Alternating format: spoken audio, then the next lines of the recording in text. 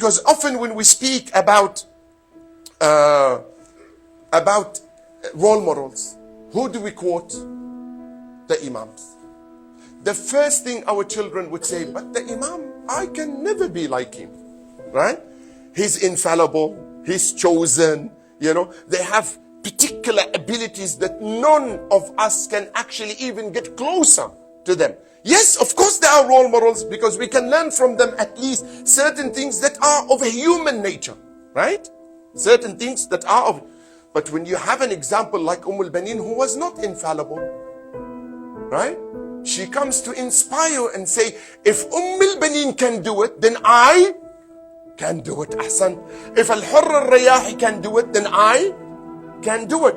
If Habib ibn Mudahar can do it, then I can do it. If John can do it, then I can do it. If Abu Dhar can do it, I can do it. Because these are normal human beings.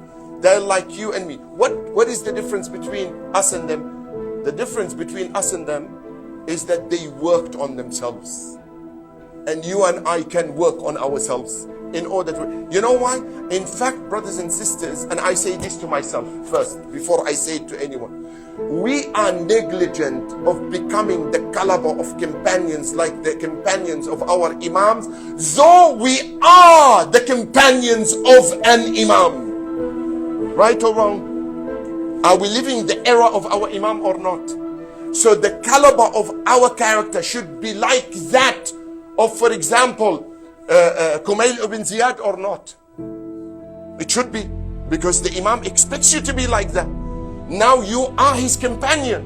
He's waiting for you to revamp yourself, to recharge yourself, to readdress yourself, to redo yourself in order that he knows now you are ready, then I will come out.